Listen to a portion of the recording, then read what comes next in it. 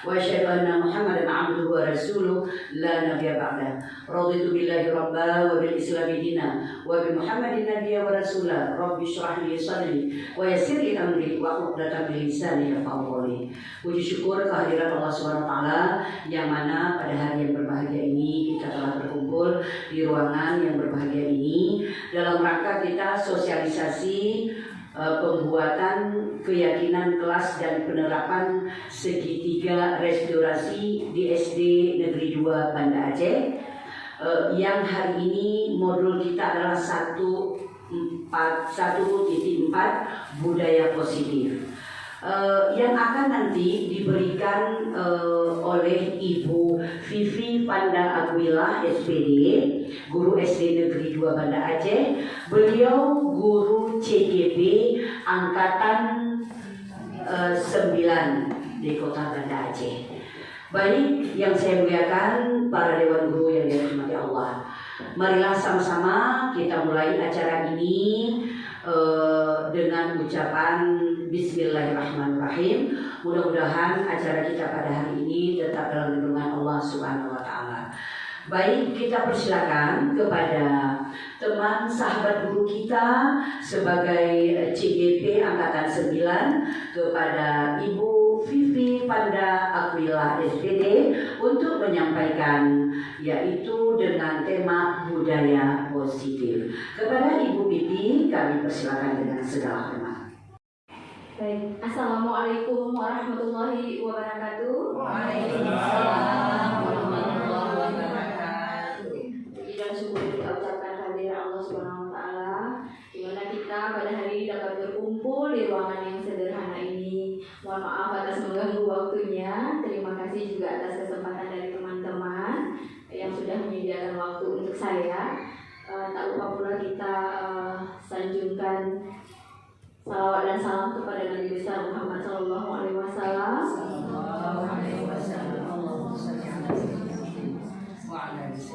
Telah membawa kita dari alam yang penuh kegelapan dengan alam yang berilmu pengetahuan seperti sekarang ini.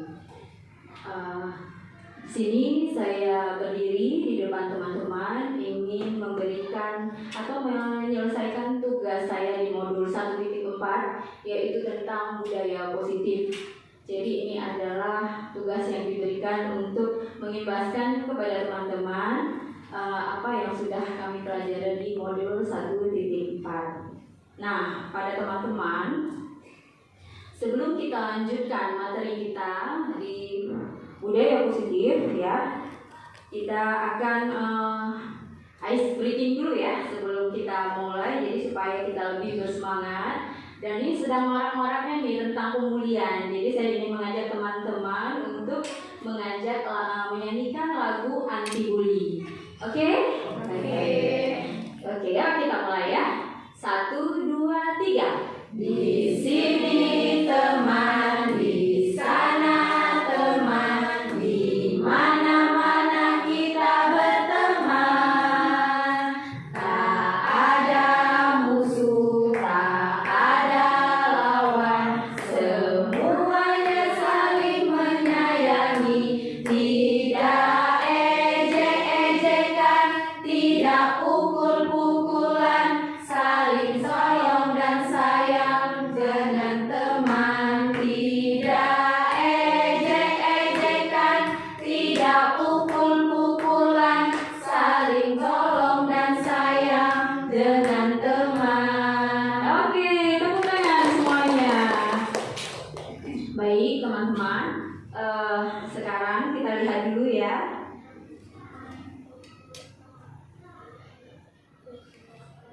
Nah, ini adalah fasilitator saya, Ibu Nana Puspita MPD, dan PP saya adalah Ibu Mila Fitriana SSI MPD. Nah, sebelum kita lanjut ke materi, saya menunjukkan ada beberapa pertanyaan di sini.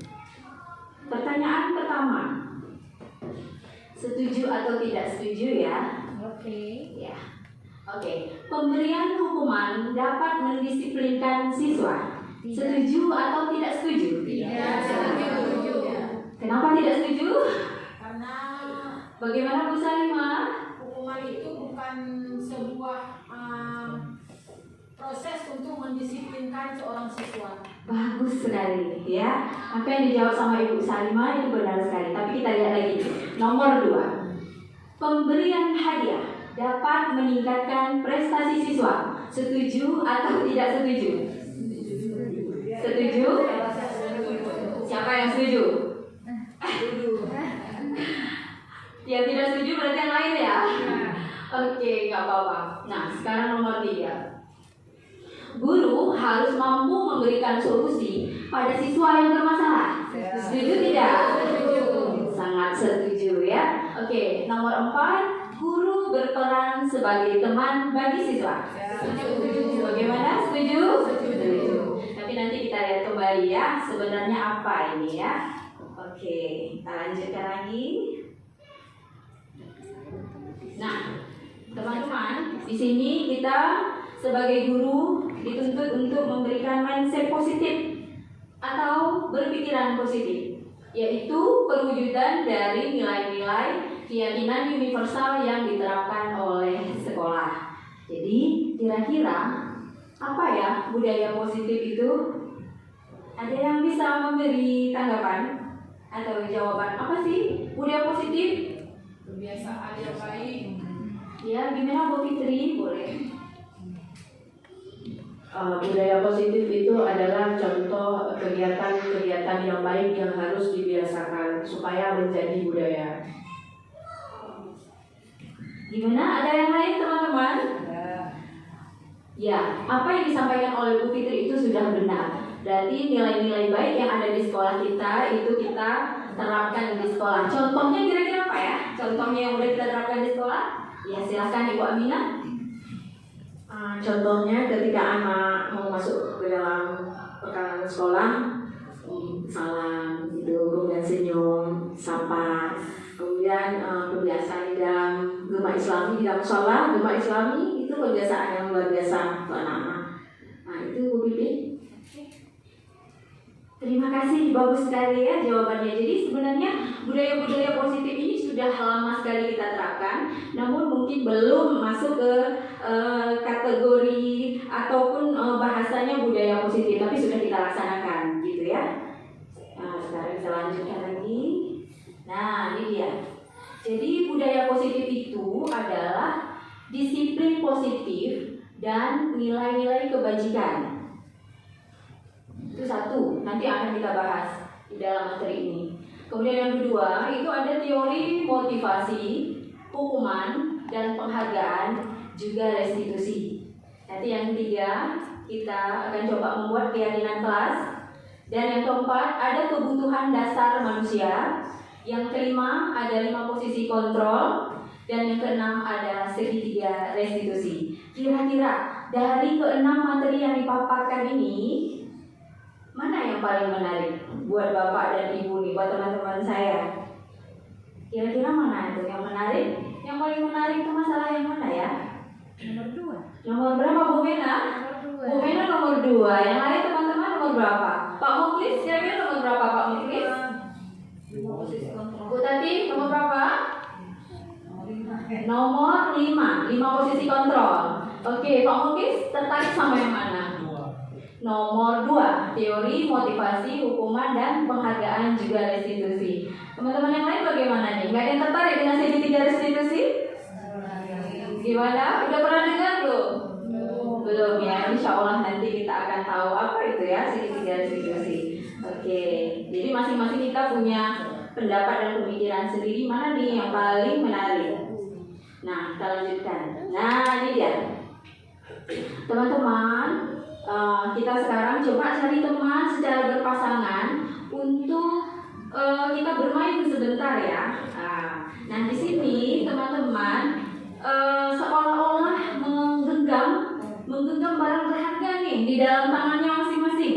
Nah, paling berharga apa aja itu? Boleh emas, boleh uang. Tapi teman di sebelah itu mencoba berusaha untuk membuka atau mengambil dari genggaman tangan kita itu. Ayo cari temennya. Ayo. Dan usahakan jangan sampai genggaman tangan teman-teman ini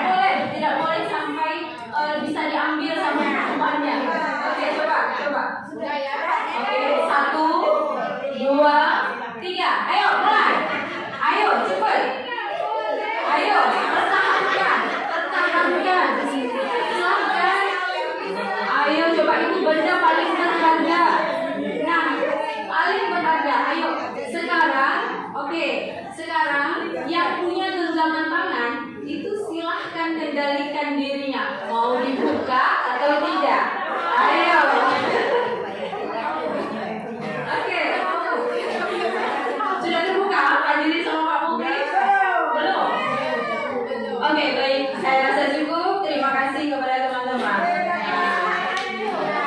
Terima kasih Bu Zahriani sudah bermain ya, tapi belum ada jeritan-jeritan gitu ya. Biasanya kalau barang kita diambil kan kita gitu ya. Oke. Nah, jadi ceritanya dari permainan ini kira-kira apa ya yang ada di dalam benak Bapak dan Ibu? Berusaha untuk mendapatkan sesuatu yang diinginkan. Oke, bagus. Berusaha mendapatkan sesuatu yang diinginkan. Nah, bagi si pemilik nih, bagaimana cara mempertahankan ya? Bagus sekali. Nah, sekarang ada seseorang dari dari genggaman tangannya itu ya, dia mau. Rasa ingin tahu ya.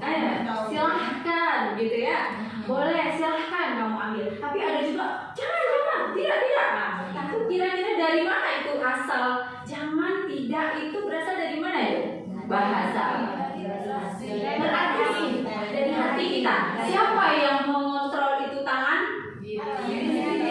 Diri kita sendiri. Nah, itulah teman-teman bagaimana caranya kita mengontrol diri itu semuanya tergantung daripada kitanya. Kalau kamu kasihan dengan temenmu pasti dibuka walau gimana pun. Tapi kalau yang tidak boleh ini rahasia ini sangat rahasia, tidak boleh ada yang itu adalah mindset itu semua dari otak kita yang mengontrol diri kita. Pengendalian diri ya. Iya. Pengendalian diri. Benar sekali. Jadi kita dikendalikan dan dikontrol oleh diri kita sendiri. Nah, jadi begitu teman-teman ya.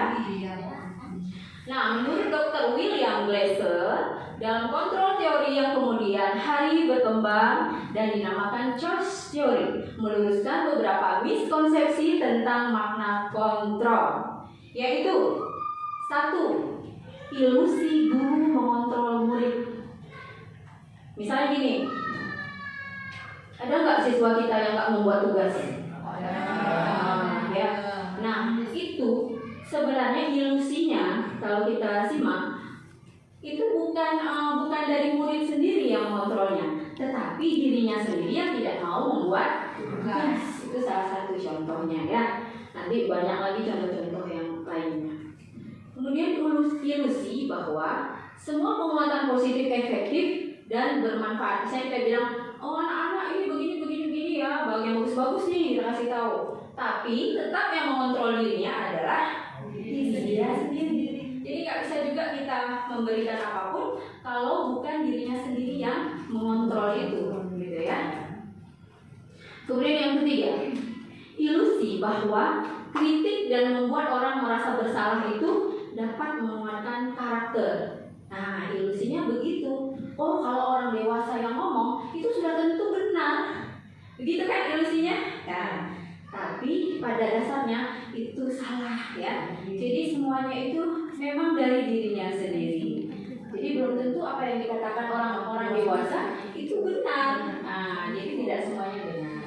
Nah, yang terakhir, ilusi bahwa orang dewasa itu memiliki hak untuk memaksa. Nah, ini lebih parah lagi. Jadi ketika orang dewasa itu menuntut ya, nah kita berpikir bahwa anak akan menuruti apa kata-kata kita, padahal di dalam hatinya dia memberontak. Nah, itu dia. Itu yang ilusi-ilusi bagaimana seseorang mengontrol seseorang yang lain gitu ya. Atau sesuatu kepada anak-anak itu tentu anak-anak mau dengar, itu belum tentu. Karena dari dirinya sendiri, oh aku malas sekali sama ibu ini, misalnya seperti itu ya. Sama dengan angan-angan. Beda ya. Kalau anak-anak itu keinginan, kalau ilusi ini kelihatannya, Bayangannya. gambaran, semu dia belum tentu benar. Kelihatannya seperti benar, Yang tapi disampaikan tidak sama dengan kenyataan. iya. Jadi misalnya kita mengatakan sesuatu kepada anak-anak kita, dia memang mengangguk, ya. Tapi belum tentu dia terima. Iya betul. Tapi di dalam hatinya dia belum tentu terima. Berarti Begitu. guru itu nggak boleh berilusi ya? Berilusi boleh-boleh saja Bu, cuma nanti dari diri kita sendiri yang memuatkan karakter anak bahwa kenapa dia harus mengerjakan tugas. Jadi ini, kamu kenapa harus mengerjakan tugas ini? Mungkin di dalam hatinya aku malas buat tugas Pak, gitu kan? Maksudnya dia kelihatannya dia mau, tapi kita sendiri yang menguatkan bahwa tugas itu perlu, penting. Nah, nanti jatuhnya ke Guru itu situ. lebih Jadi cara guru mempengaruhi anak supaya ilusi guru itu tercapai pada anak gimana ya, Bu Bibi? Nah, itu dari kitanya sendiri sebagai guru, bagaimana kita untuk menanggapi si anak dan memberikan nasihat-nasihat, memberikan motivasi-motivasi ya, dan tindakan-tindakan positif supaya si anak nanti bisa, oh ternyata ini yang ibu sampaikan, jadi ini yang harus kita kerjakan. Berarti harus merayu kita, Bu. Merayu dan segala sesuatu yang baik yang kita sampaikan kepada anak agar anak bisa menuruti kemauan kita, tapi dalam bentuk yang positif gitu. Jadi ini ilusi ini ya sepertinya kasus yang memang selama ini kita lihat, tapi ternyata itu tidak benar gitu ya. Belum tentu apa yang kita sampaikan anak-anak itu terima gitu. Misalnya kalau misalnya Bu Bibi banyak cerita nih, pasti di dalam hatinya, padahal anak yang lain mau mendengarkan, tapi belum tentu anak-anak yang lain itu suka gitu dengan cerita itu. Berarti berbeda-beda loh, Bu. Kalau memang ilusi itu kadang kita bercerita, berarti kita harus asesmen anak dulu ya, Bu ya. Iya.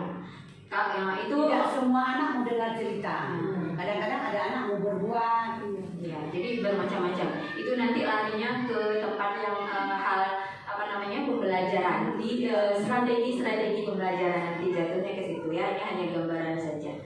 Nah, oke, baik. Nah, sekarang kita lihat bagaimana seseorang itu bisa berubah dari paradigma yang stimulus respon yang apa adanya gitu ya, yang tiba-tiba kok sepertinya gitu, kepada pendekatan teori kontrol. Jadi Stephen L. Covey, menurut dia Principle Center Leadership di tahun 1991 mengatakan bahwa bila kita ingin membuat kemajuan perlahan, sedikit-sedikit ubahlah sikap atau perilaku Anda.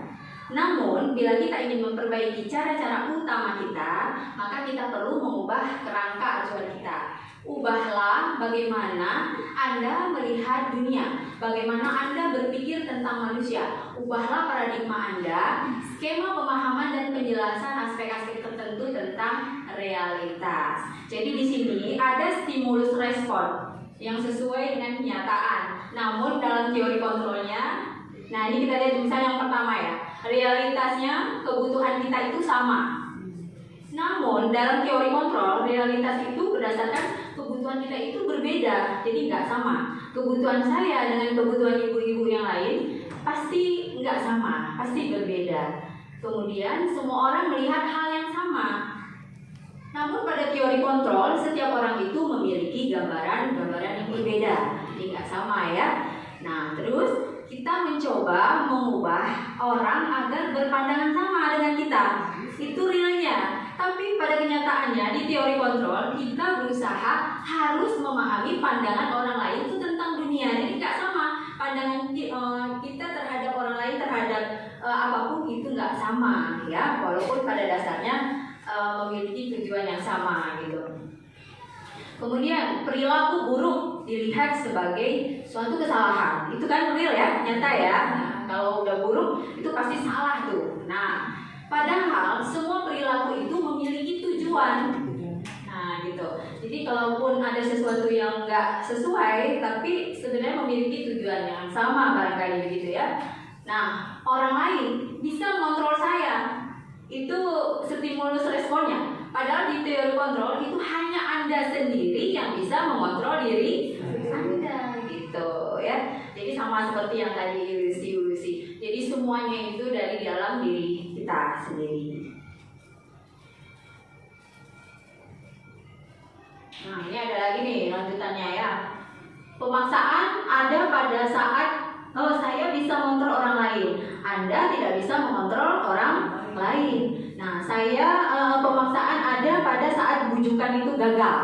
Jadi kita harus terpaksa memaksa ya. Nah, itu kan sering terjadi nih sama kita, anak murid kita ya. Nah, Padahal harusnya harus ada kolaborasi dan konsensus menciptakan pilihan-pilihan baru. Jadi kita harus mencari solusi. Sebenarnya kenapa sih anak nggak mau? Coba supaya dia mau tuh gimana cara kita? Itu dia.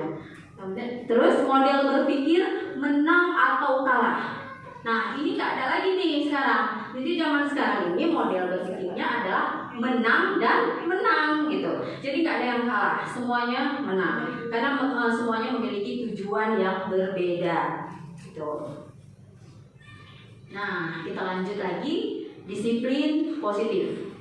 Disiplin positif merupakan salah satu cara penerapan disiplin yang bertujuan untuk menumbuhkan kesadaran serta memberdayakan anak untuk melakukan sesuatu tanpa sogokan, ancaman maupun hukuman. Nah, tadi kan udah milih nih, ada nggak yang milih apa tadi ya?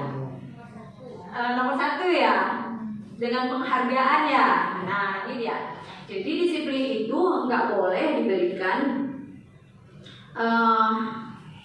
untuk melakukan sesuatu itu tanpa sogokan, ancaman maupun hukuman. Tapi ini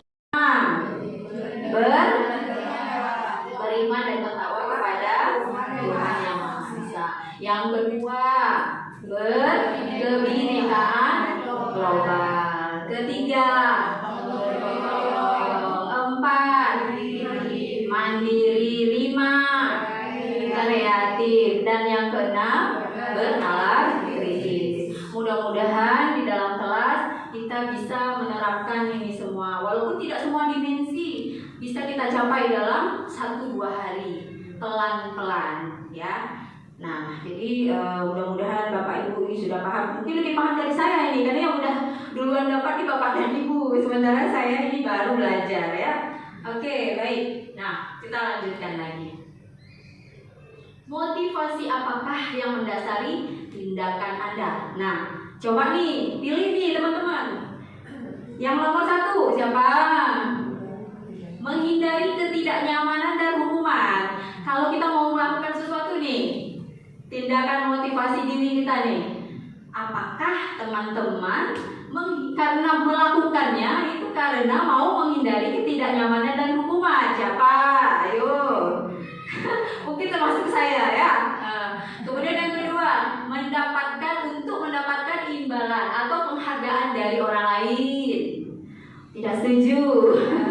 Oke, yang ketiga, untuk menjadi orang yang mereka inginkan dan menghargai diri sendiri dengan nilai-nilai yang mereka percaya. Siapa? Ayo. Tidak setuju? Nomor 3, untuk menjadi orang yang mereka inginkan dan menghargai diri sendiri dengan nilai-nilai yang mereka percaya. Paham nggak kira-kira maksudnya? Misalnya, kita datang ke sekolah tepat waktu. Datang ke sekolah tepat waktu itu yang maunya itu dari orang lain apa diri kita sendiri? Nah, berarti itu kita masuk ke sini. Kalau kita hanya mau dihargai, berarti ini dia. Ya.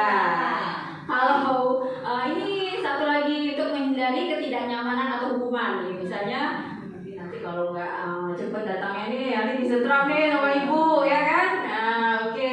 Kemudian kalau yang ketiga, ini adalah dari dalam diri kita sendiri. Mau itu aturan kek, mau itu di luar aturan, yang penting saya datangnya cepat untuk menyambut anak-anak. Nah itu dia yang ketiga. Ya, bagaimana caranya tuh Bu supaya ada dari dalam diri sendiri? Ya itu semuanya dari diri kita sendiri. Kita maksudnya mau kita itu datang apakah karena hanya aturan saja, itu harus kita tanamkan di dalam diri kita. Jadi kalau memang kita mau datang cepat, cuma kadang-kadang kan begini ya, kita mau datang cepat, itu aja kawan kita, ya kan? Ini yang bantu ini aja. Nah jadi pikiran kita udah seperti itu. Sekali-sekali biarlah yang lain gitu. Tapi kalau di dalam pikiran kita tidak ada hal yang semacam itu, positive thinking gitu ibaratnya ya. Ada peduli kita mau itu aturan, mau itu ada penghargaan atau tidak dari ibu kepala sekolah misalnya, nggak ada cerita, yang penting aku datang cepat, aku datang untuk menunaikan kewajibanku terhadap anak-anak muridku. Nah, seperti itu yang kita tanamkan dalam diri kita. Tapi kalau kita mengharap orang lain, ya tidak akan sampai kepada motivasi diri kita yang tadi itu. Ya, selanjutnya nih. Nah, ini dia. Ya, jadi untuk teori motivasi, hukuman dan penghargaan juga restitusi itu menurut Diana Gosen dalam bukunya Restructuring School Discipline menyatakan ada 3 motivasi perilaku manusia. Yang pertama untuk menghindari ketidaknyamanan atau hukuman yang tadi ya, untuk mendapatkan imbalan atau penghargaan dari orang lain. Kemudian untuk menjadi orang yang mereka inginkan dan menghargai dirinya sendiri dengan nilai-nilai mereka yang mereka percayai. Kalau itu baik aku ambil gitu. Kalau nggak baik ya aku nggak pakai. Nah, sebaiknya murid berada pada motivasi yang ketiga, yang seperti yang saya sampaikan tadi, yaitu untuk menjadi orang yang mereka inginkan dan menghargai diri sendiri dengan nilai-nilai yang mereka percaya. Nah, di sini saya melihat kalau anak-anak SD 2 itu sudah mulai menerapkan motivasi yang ketiga, walaupun masih sebagian kecil, sekian persen, itu masih juga ada yang terlambat datang, ya. Itu tergantung lagi dari orang tuanya yang di rumah yang mendukung dia. Jadi harus 2 arah, nggak boleh satu arah. Dari guru iya, dari rumah juga iya, gitu. Nah, hukuman dan penghargaan adalah salah satu cara mengontrol perilaku murid yang secara tidak langsung menghambat potensinya. Nah, itu dia pemahamannya. Dalam jangka waktu tertentu, baik itu hukuman dan penghargaan akan sama-sama memberikan dampak yang sama. Jadi sama sebenarnya hukuman dan penghargaan. Kemudian ketergantungan atau bukan kemerdekaan dan tentunya mematikan motivasi internal seseorang. Nah, hukuman dan penghargaan, penghargaan merupakan bentuk kontrol guru terhadap murid yang masuk dalam kategori motivasi ekstrinsik. Jadi dari luar. Jadi misalnya pihak sekolah memberikan penghargaan itu motivasi yang dia dapat adalah dari luar, bukan dari dalam dirinya sendiri. Nah, satu lagi ada restitusi. Restitusi adalah proses menciptakan kondisi bagi murid untuk memperbaiki kesalahan mereka, sehingga mereka bisa kembali pada kelompok mereka dengan karakter lebih kuat. Nah, nanti kita akan lihat apa sih restitusi ini, ada pada slide yang khusus ya. Oke, baik Bapak Ibu. Nah, sekarang ada pertanyaan nggak tentang motivasi, hukuman, dan penghargaan tadi kira-kira? Kalau nggak ada, biar kita lanjut. Jadi Bu, kalau hukuman tidak boleh, penghargaan tidak boleh dari guru. Bagaimana caranya juga Bu, seorang guru itu untuk mempengaruhi murid? Nah, jadi itu tadi yang saya bilang, kalau hukuman dan penghargaan itu kita berikan, maka dia hanya singgah sebentar di dalam dirinya. Oh, aku mau dapat nilai bagus karena bu guru kasih hadiah. Oh, aku mau datang cepat karena nanti kalau nggak dihukum sama bu guru. Jadi itu hanya sebentar saja untuk ada di dalam dirinya. Tapi kalau itu motivasi itu memang sudah ada dalam dirinya, kita kasih pemahaman-pemahaman baiknya manusia itu gini. Jadi kita memberikan hal-hal yang baik kepada anak-anak supaya anak-anak itu bisa lebih paham tentang suatu hal yang dia inginkan. Jadi jangan hanya keinginannya itu dari luar, jadi harus juga dari dalam dirinya. Nah, jadi sesuai dengan bakat dan minatnya. Itu kadang-kadang dilema juga buat kita ya. Nah, baik Bapak dan Ibu, teori yang tadi kita sudah selesai. Kita sekarang lanjut ke ini. Mengapa keyakinan kelas bukan peraturan kelas? Sekarang kan kalau kita lihat peraturan, itu kesannya gimana ya? Menghukum, mengatur, bagaimana tuh kira-kira? Memaksa, nah gitu ya kira-kira kalau peraturan. Sehingga sekarang kita menggunakan kata apa? Keyakinan kelas. Nah, jadi kita lihat ya sebenarnya mengapa ini ya? Kira-kira ada yang sudah buat, Bu? Sudah melakukan di dalam kelas? Membuat keyakinan kelas? Sudah? Ada yang sudah buat? Alhamdulillah, Bu Rami udah ya? Kalau yang sudah belajar tentang kurikulum mereka nih, insya Allah mantap. Sama dengan apa kesepakatan kelas. Iya, dia mirip dengan kesepakatan kelas, cuma namanya keyakinan kelas. Dan tidak ada lagi peraturan kelas, karena kesannya lebih memaksa. Nah ini, peraturan biasanya itu dibuat oleh guru dan bersifat satu arah. Jadi kita yang menentukan, kamu nggak boleh datang terlambat, kamu nggak boleh nggak pakai ini, nggak boleh itu, kan kita selama ini ya. Nah, jadi itu hanya dari diri kita, bukan dari diri anak. Makanya kita sekarang banyak yang kurang berhasil dalam mendidik anak-anak kita untuk meyakini satu kesepakatan itu, gitu ya. Nah, sementara keyakinan kelas itu dibuat bersama oleh guru dan muridnya. Dia bersifat dua arah. Jadi kalau melanggar, kita ingatkan dengan keyakinan yang sudah dia buat. Kamu kemarin ini kan kenapa kamu langgar? Nah, gitu. Jadi dia merasa bersalah nih dengan apa yang sudah dia buat, gitu ya. Nah, keyakinan kelas itu bersifat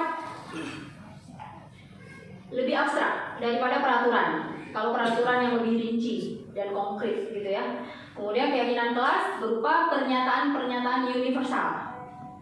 Pernyataan keyakinan kelas senantiasa dibuat dalam bentuk positif, jadi tidak ada yang negatif. Kemudian keyakinan kelas hendaknya tidak terlalu banyak, jadi jangan banyak kali, sampai 15, sampai 20 ya. Jangan, nanti kita lihat kembali. Sehingga mudah diingat dan dipahami oleh semua warga kelas. Keyakinan kelas sebaiknya sesuatu yang dapat diterapkan di lingkungan tersebut. Jadi jangan di luar itu, jangan di luar koridor kelas kita kalau kita buat keyakinan kelas ya. Semua warga kelas hendaknya ikut berkontribusi dalam pembuatan keyakinan kelas lewat kegiatan curah pendapat. Jadi mirip-mirip seperti kita pemilu ya, mirip-mirip seperti itu. Nah, semua warga kelas hendaknya ikut bersedia meninjau kembali keyakinan kelas dari waktu ke waktu. Jadi harus kita pantau terus tuh, ini masih cocok enggak nih ya? Jangan yang udah 5 tahun yang lalu masih kita gunakan di dalam kelas. Jadi sesuaikan dengan eranya, dengan zamannya, gitu.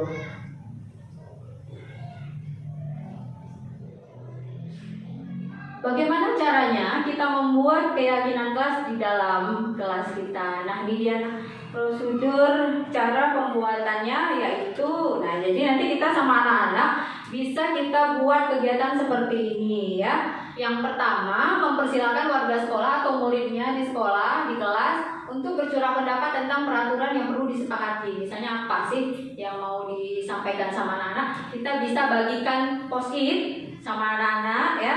Kemudian anak-anak itu menuliskan. Jadi kan itu bervariasi yang dia tuliskan ya. Kemudian mencatat semua masukan. Jadi udah dikumpul, dicatat. Terus yang ketiga, ganti semua kalimat negatif. Misalnya apa itu kalimat? Ganti semua kalimat negatif menjadi kalimat positif. Apa sih yang negatif? Kalau bisa hindari kata jangan. Kalau misalnya jangan lari-lari di dalam kelas. Nah, kira-kira kita ganti tuh kata-katanya. Jangan lari-lari kita ganti dengan apa kira-kira? Bu Aminah mungkin ada masukan? Tidak boleh. Gimana Bu Ena? Tidak boleh. Tidak boleh. Apa lagi? Apa lagi kira-kira masukannya? Ini kan anak lari-lari, ini kan kita sering jangan lari. Ya gitu kan. Nanti jatuh. Itu masih kata negatif. Selalu tertib di kelas. Ayo, ya tuh sedikit lagi tuh, sedikit lagi tuh, ayo. Berjalanlah dengan perlahan. Jadi diganti kata-katanya. Ya. Betul sekali Bu Aminah. Lihatlah ke depan, jangan sampai tersandung. Letakkan barang di tempatnya. Jadi lebih halus, lebih mengajak. Dan energinya itu lebih positif daripada jangan lari-lari. Nah, tinjau kembali curahan pendapat yang sudah terkumpul itu kan banyak tuh. Kita misalnya kita letakkan di depan tuh posisinya udah dikumpul. Misalnya tentang anak-anak yang menulis keyakinan jangan datang terlambat. Nah, kumpulin jadi satu. Berapa orang tuh yang menuliskan itu? Satu tempat. Ini nanti kita praktek di kelas ya. Oke, kemudian tentang misalnya yang tadi, jalanlah dengan perlahan. Nah, kumpulkan. Ada beberapa item tuh nanti keyakinannya. Bisa kalau misalnya terlalu banyak keyakinan yang muncul dalam kelas kita, ambil yang paling banyak yang anak-anak itu memang sering dia lakukan. 3 sampai 7 keyakinan saja. Gak usah sampai 10 sampai 15 yang anak-anak sendiri tidak dapat mengingatnya satu persatu ya. Tapi dengan adanya keyakinan ini dia bisa ingat tuh apa sih yang udah saya sampaikan di kelas. Nah, terus meninjau dengan menyetujui dan menandatanganinya. Misalnya anak kelas rendah kan nggak pandai tanda tangan tuh. Nah, boleh pakai cap jempol di setiap keyakinan yang sudah dia sepakati bersama dengan teman-temannya. Setelah udah selesai itu semua, kita tempelkan, kita buat dalam sebuah tulisan yang bagus, yang udah kita susun kembali kalimat-kalimatnya yang bagus, yang sesuai yang tadi sudah kita sampaikan. Pakailah kalimat-kalimat yang positif. Jadi jangan pakai jangan-jangan lagi, dirubah menjadi kalimat-kalimat yang positif. Udah jadi, udah cantik, tempel di tempat yang bisa dilihat sama anak-anak, bisa dijangkau sama anak-anak. Nah, kemudian fotolah bersama dengan mereka, menjadi dokumentasi bahwa keyakinan kelas ini sudah kita buat di tahun ini misalnya. Di tahun depan kita buat lagi sama anak-anak yang lain, gitu ya. Oke, sudah paham tentang pembuatan keyakinan di dalam kelas? Oke, siap, kita nanti foto ya, nanti siapa yang udah buat ya. Nah, ini tentang kebutuhan dasar manusia dan berkualitas. Jadi di sini manusia itu bertahan hidup dengan memiliki 4 aspek. Kita membutuhkan kasih sayang dan rasa diterima. Itu yang paling mendasar dari manusia ya. Kemudian penguasaan, kebebasan, dan juga kesenangan. Nah, sekarang saya mau bertanya nih sama teman-teman ya. Kira-kira menurut teman-teman hal paling dibutuhkan di dalam hidup kita ini menurut teman-teman apa? Siapa yang ingin menyampaikan? Misalnya kita butuh apa nih dalam hidup kita? Kasih sayang dan rasa diterima. Kalau Pak Jirin kira-kira apa yang paling dibutuhkan dalam hidup? Rasa apa? Dicintai. Rasa apa Pak Jirin? Oh, ibu ya setuju ya, berarti ya rasa dicintai. Tapi mungkin kita punya kebutuhan dasar sendiri. Misalnya saya sangat membutuhkan sehat. Nah, itu dia. Ya kan, sehat itu mahal ya. Jadi saya sangat membutuhkan sehat, bahagia, ya, rasa dihargai, dicintai, itu adalah kebutuhan dasar manusia. Ini saya nggak berlama-lama di sini karena ini hanya sepintas saja, ya. Kita lanjutkan ke 5 posisi kontrol. Siapa tadi yang senang nih sama 5 posisi kontrol? Oke. Nah, teman-teman, 5 posisi kontrol. Ada penghukum, pembuat merasa bersalah, teman, pemantau, dan manajer. Kira-kira penghukum siapa nih? Yang merasa menjadi penghukum anak-anak nih? Gak ada ya, insya Allah. Oke, pembuat merasa bersalah ada? Tidak ada? Nanti kita lihat ya. Sebagai teman, ada nggak? Ada Bu Eti ini, saya rasa nih sebagai teman deh nih kebanyakan ya. Oke, tapi kita lihat lagi nanti ya Bu Eti bagaimana ininya. Nah, sebagai pemantau, gimana? Kita pantau anak-anak nih, ini apa yang dia kerjain nih, kita pantau ya. Oke, sebagai manajer, manajer itu kira-kira apa ya? Mengatur anak ya Ibu Aminah, apalagi Bu Rami. Selain mengatur anak sama lebih kurang ya, mengatur anak, mendisiplinkan anak ya. Iya. Di kontrol pada video berikut ini ya. Kita saksikan videonya. Aku merasa kayak aku di posisi hukum.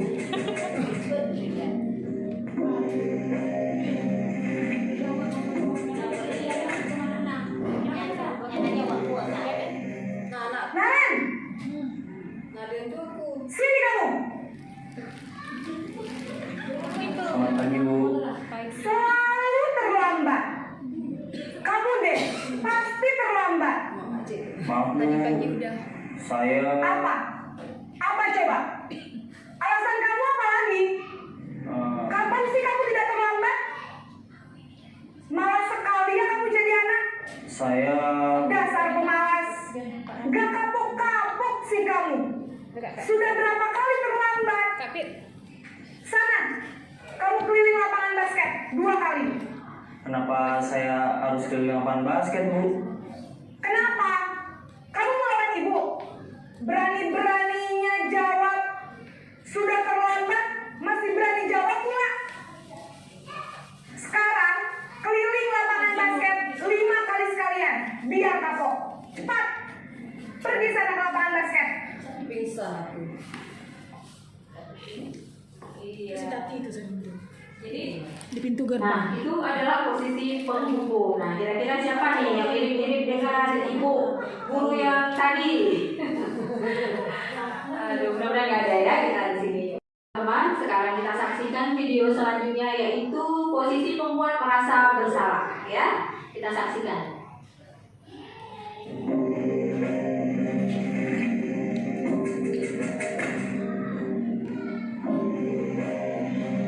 Naren,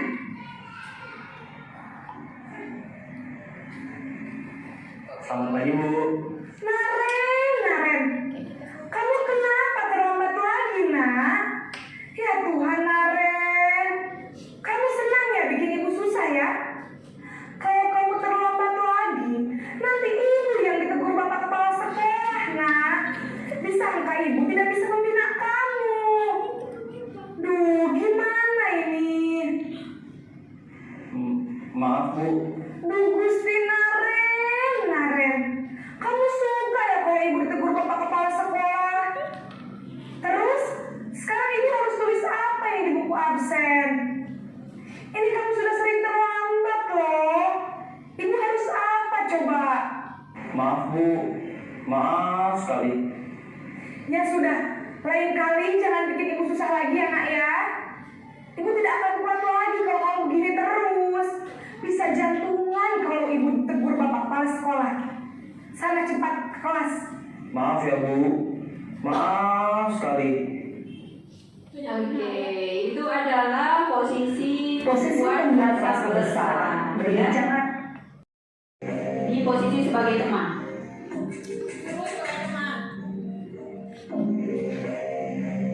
Naren,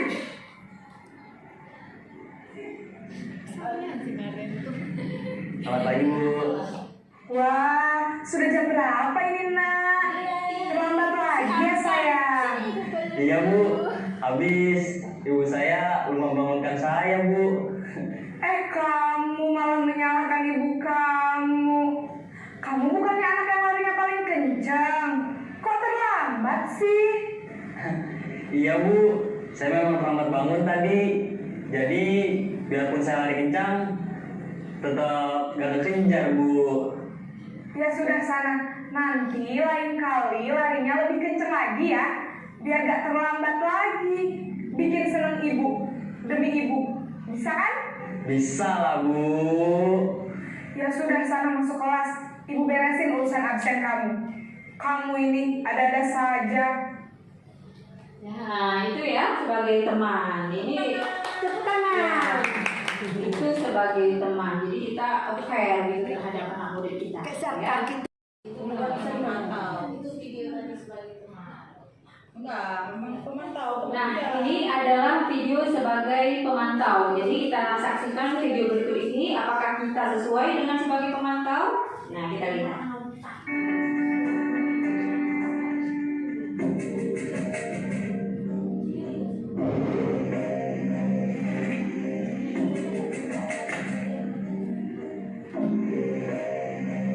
Naren,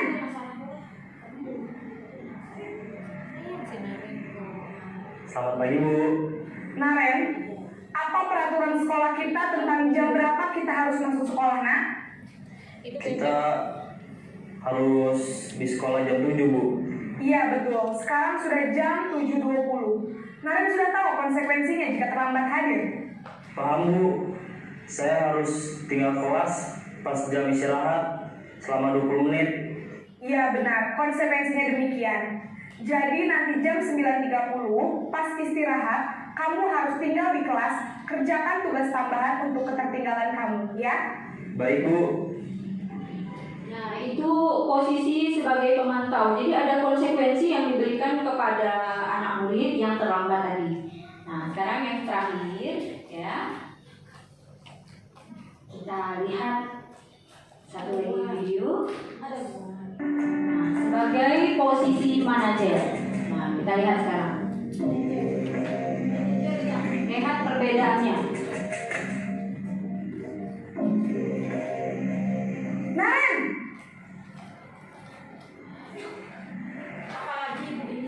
Selamat pagi, Bu. Selamat pagi, Naren. Maaf, Bu. Saya terlambat. Iya, sekolah masuknya jam 7, sekarang sudah jam 7.20. Jadi sekarang bagaimana ini, Naren? Maaf, Bu. Saya lupa setel alarm saya semalam. Baiklah, menurut kamu, keyakinan sekolah yang mana yang perlu kamu tingkatkan? Menghargai diri sendiri dan orang lain mungkin, ya, Bu. Setuju. Jadi, apakah Naren meyakini prinsip saling menghormati tersebut? Iya, Bu. Saya meyakininya.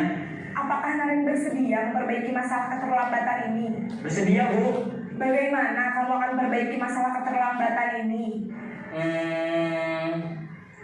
Saya akan coba untuk tidak lupa menyetel alarm saya, Bu. Baik, kalau Naren lupa menyetel alarm di rumah, ada orang yang kira-kira bisa bantu mengingatkan tidak? Ada, Bu. Kakak saya, Kak Emma. Ada lagi selain Kak Emma? Selain Kak Emma, ada ibu saya. Baik, jadi yang mengingatkan Naren adalah Kak Emma dan ibu kamu, ya? Kira-kira akan mulai setel alarm kapan nih, Naren? Setelah pulang sekolah, akan segera saya lakukan. Baik, jadi Naren akan setel alarm untuk bangun besok pagi dan akan diingatkan oleh kakak dan ibunda Naren, ya? Ada lagi yang mungkin perlu dilakukan, Naren? Agar tidak terlambat bangun lagi. Tidak ada, Bu. Baik, Naren. Terima kasih untuk kerjasama kamu. Sekarang kamu perlu kembali ke kelas untuk belajar. Baik, Bu. Terima kasih.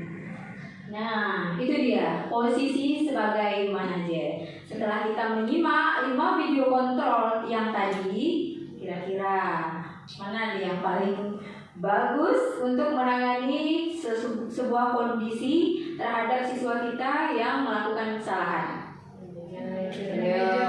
Sebagai manajer, ya. Jadi kalau penghukum itu udah zaman kali. Kalau bisa posisi penghukum itu jangan kita buat lagi atau kita terapkan lagi kepada siswa kita. Kalau sebisanya kita hindari posisi penghukum, ya. Nah, teman-teman, setelah kita melihat posisi kontrol, kita lanjut ke segitiga restitusi, ya. Nah, sebenarnya apa sih segitiga restitusi? Nah, ada nggak yang pernah dengar nih? Jadi segitiga restitusi itu adalah suatu proses dialog yang dijalankan oleh guru atau orang tua agar dapat menghasilkan murid yang mandiri dan bertanggung jawab. Nah, restitusi ini dulu pernah dikembangkan oleh pakar pendidikan yaitu Diane Gosen yang berlandaskan pada teori kontrol Dr. William Glasser yang tadi kita saksikan. Jadi ini berhubungan erat dengan 5 posisi kontrol yang masih sesuai, yang sangat sesuai dengan posisi segitiga restitusi itu adalah posisi sebagai manajer, ya. Nah, ini adalah segitiga restitusi, di mana dalam segitiga restitusi ini ada 3 hal yang harus kita lakukan ketika murid kita bermasalah, gitu. Jadi ini adalah solusi dalam melakukan sebuah permasalahan pada siswa kita. Yang pertama, kita melakukan menstabilkan identitas dulu.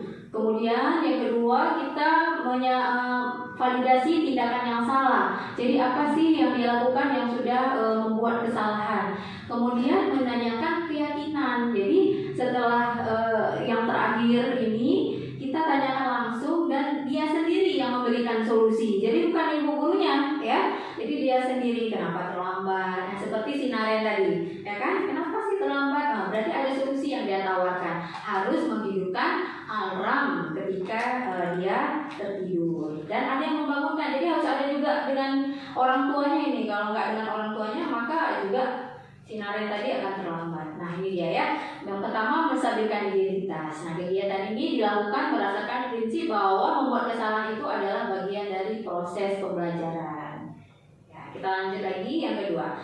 Validasi tindakan yang salah. Jadi kenapa dia melakukan kesalahan itu? Kita interogasi dia ya. Seperti Pak Polisi menginterogasi seorang yang membuat kesalahan gitu ya, apa pencopet atau apa. Namun kita tidak menghukumnya, tapi kita mencari solusi dengan menanyakan keyakinan kepada murid tersebut. Jadi dia akan diberikan pertanyaan-pertanyaan bermakna secara intrinsik. Jadi dia mampu mengaitkan antara keyakinan yang sudah dibuat dengan tindakan yang sudah dia salahi. Nah, jadi begitu ya teman-teman ya. Itulah yang disebut dengan segitiga restitusi. Di sini saya ingin menunjukkan juga satu contoh ya, satu contoh yang udah saya buat juga bersama dengan siswa saya. Mudah-mudahan ini juga bisa menjadi masukan ya. Hadapi.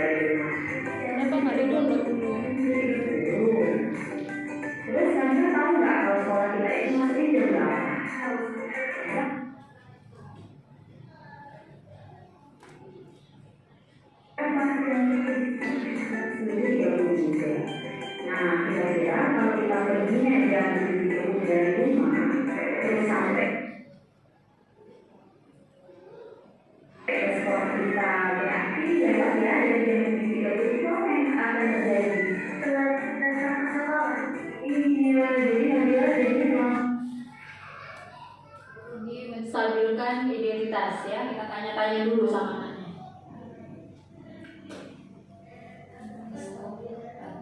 Datang ke sekolah ya, tidak tepat waktu ya.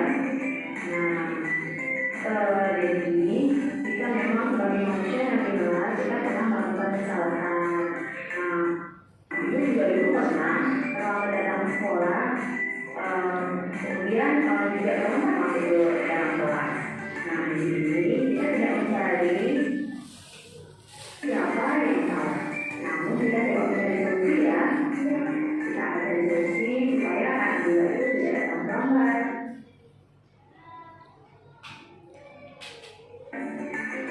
Kira-kira kemudian punya alasan apa dalam melakukan sekolah? Karena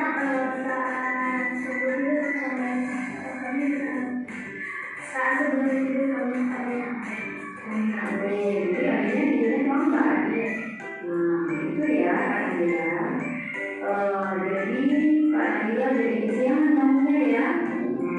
Nah berarti Kak Nabila datang terlambat ke sekolah itu karena tidurnya kemalaman dan lalai bermain HP sampai di bawah waktu ya. Nah berarti kira-kira kalau sesuai dengan keyakinan kita jelas bagaimana?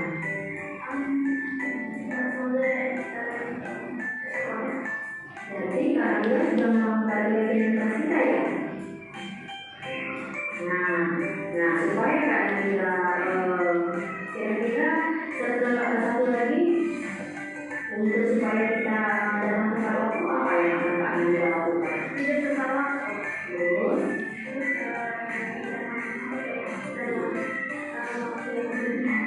Oke. Kira-kira apa?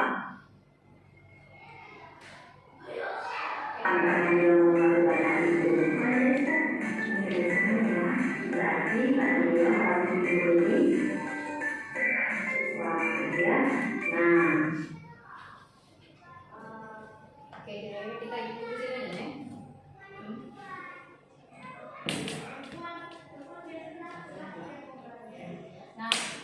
Jadi mungkin kira-kira seperti ini ya, salah satu kasus dari penerapan segitiga restitusi. Jadi teman-teman, ada 3 hal yang kita akan lakukan pada segitiga restitusi tadi, yang menstabilkan tindakan, kemudian validasi tindakan, dan menanyakan keyakinan kepada siswa untuk mencari solusi bagaimana supaya kalau ini kasusnya dia terlambat datang, maka supaya dia tidak terlambat lagi datang.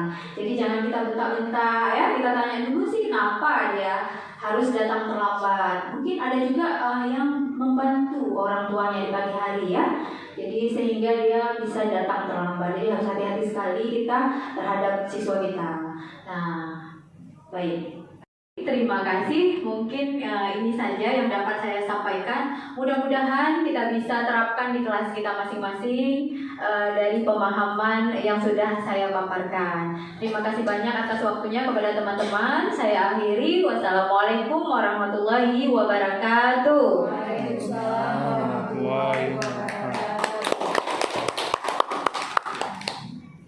Terima kasih kita ucapkan kepada Ibu Pipi sebagai CGP Angkatan 9 yang berasal dari SD Negeri 2 Banda Aceh yang sudah melaksanakan hari ini kegiatannya, yaitu yang pertama memberitahukan kepada kita semua bagaimana budaya positif yang sebaiknya diterapkan di sekolah, kemudian bagaimana ilusi guru mengontrol murid di dalam pembelajaran, selanjutnya juga mengenai disiplin positif, kemudian mengenai prosedur pembentukan keyakinan yang ada di kelas maupun secara sekolah. Selanjutnya kebutuhan dasar manusia itu dan dunia berkualitas.